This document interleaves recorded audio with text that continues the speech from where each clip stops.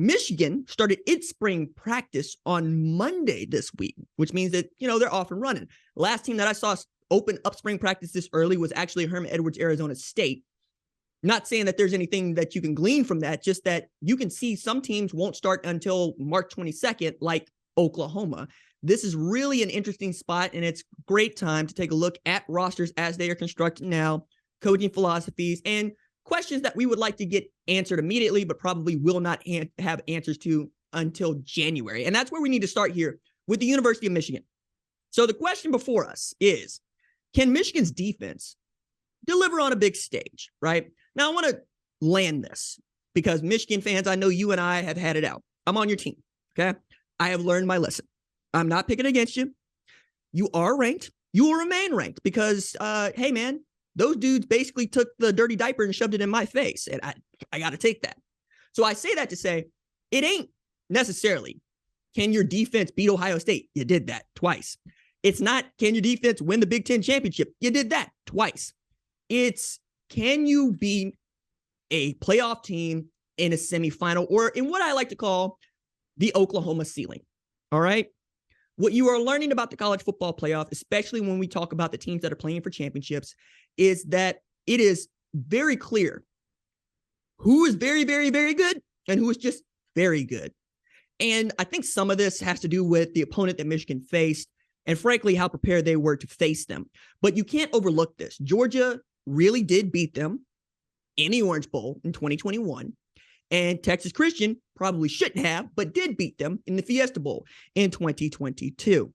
Now, unlike last year, you do return your defensive coordinator in Jesse Minter, and he did a fantastic job. As a matter of fact, I think if Texas Christian doesn't have the season that they have, Jesse Minter becomes a Broyles Award winner in the second that they would have had at the University of Michigan.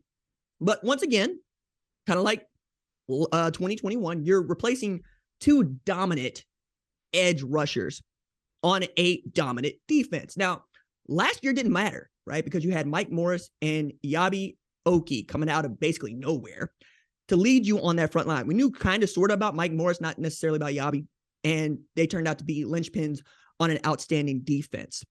You're also going to add Nebraska transfer Ernest Haussmann at linebacker, who next to Junior Colson ought to be a really great duo.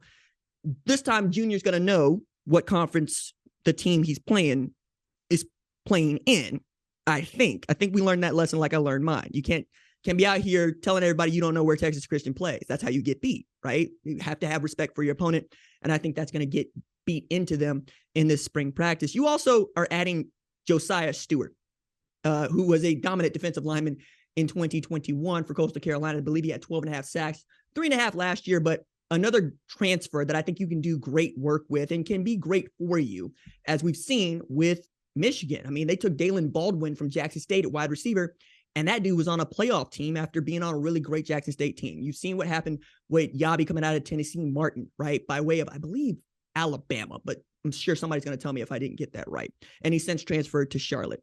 You also missed out on the Nick Harbor sweepstakes, which I got to say hurt a little bit for all of us because he's at South Carolina. But I thought that would have been an outstanding get for you and a guy that can immediately make you great at edge. You also missed out on Ole Miss cornerback and transfer Davison Igbenison, right? Who's going to be playing in the secondary for Jim Knowles, we think. And you got a group of wide receivers that I trust, but really this is about Will Johnson on the back end and nothing else, right? Like I trust that dude to take away your number one wide receiver. I can't say that about everybody else playing in your secondary. But again, it didn't matter last year. And you know this, and I'm just going to say it. Your schedule was weak, right, in the non-conference. But, the SEC schedule is weak in the non-conference. Like, for the most part, you play one team. And then you go on about your business and you play to win your conference championship. That's how many teams are beginning to build their schedules. And that's how they'll continue to build their schedules when we expand to 12-team playoffs. So what Michigan is doing will become, I believe, what everybody does. So it's not worth dunking on them for that. You also, I think, just casually here, don't have any season depth behind J.J. McCarthy on the other side. I'm curious to see how they play that in the spring, because when I had first posited a question of this version to producer Tyler when we put together a rundown, I had said, can Michigan's offense just get through this thing uninjured and unscathed? And he was like, I see what you mean there, but you got to be a little bit more specific. And I get his point there because that's everybody's first option. Everybody wants to get through spring practice uninjured, right? And with the entire roster intact. Not a lot do, but knowing that you got every last one of those tailbacks coming back, including Blake Corum and Donovan Edwards, right? Knowing what you have at wide receiver and knowing the kind of work that Sherrone Moore's been able to do as an offensive line coach and now as the offensive coordinator, I'm really interested to see what they look like, whether teams can actually build against them or whether or not they're just going to bound on anybody again, because you don't have that depth behind JJ. So perhaps you don't want to let JJ be out there doing JJ stuff as often as you might have in 2021 or 2022, because he started in 2022. But you get my drift here. Like, Cade McNamara is a Power 5 quarterback at Iowa. We'll talk about that a little bit. Right? Alan Bowman's probably the starter at Oklahoma State. Those were the two guys that were backing him up. I'm not sure that you will feel comfortable about Alex Origi jumping into the fray, right? These are all things for you to think about. And I believe that they're really going to play out because the one thing is true is we all expect there to be depth and there's not any, right? Or we think that it's going to be fine. And with a guy like JJ who moves around as much as he does, like most quarterbacks that are playing for championships, you need somebody that can come off the bench and help you, right? Ask Notre Dame about that and Drew Pine pulling 9 and 4 out of their behinds when Tyler Buckner goes down, right? What happens at USC if Caleb Williams' hammy is no go, right? Are you going to Miller Moss, right? We'll talk about that in a little bit. But those are my questions for them. I don't think we're going to learn anything like really about the defense in the spring. I don't think we're going to learn much about anybody's scheme and anybody's personnel, except to say, oh, those guys got reps and those guys didn't, and we'll count those and we'll take that into the summer. But this is one of those questions that I was saying we just won't know the answer to until we get to January. Whether or not Michigan is there, we'll answer that question. And then it's such a small sample size, right? Because I need to reinforce this. They've been to the playoff in back-to-back years, but it's also their first time getting to the playoff ever. And it was their first Big Ten championship in nearly 20 years in 2021. It ain't, are you good? You are good. You are elite. You set the bar. Now, the challenge for you is to jump over the bar you've set for yourself in back-to-back years. So can you really just kick through the Oklahoma ceiling and win a playoff game and get into a national title game? That Texas Christian got there before you and over your dead body is something I would not, overlook and I would take to heart, right? You'll come into that game better. You'll come into that game a little bit more enthusiastic, and you won't be there like you've been there before. You'll be there like you have something to prove. I think that's important. So let's go to your arch nemesis down south, right? In Columbus, in Ohio State. And the question before us here is, can Devin Brown push Kyle McCord to be QB1 at Ohio State?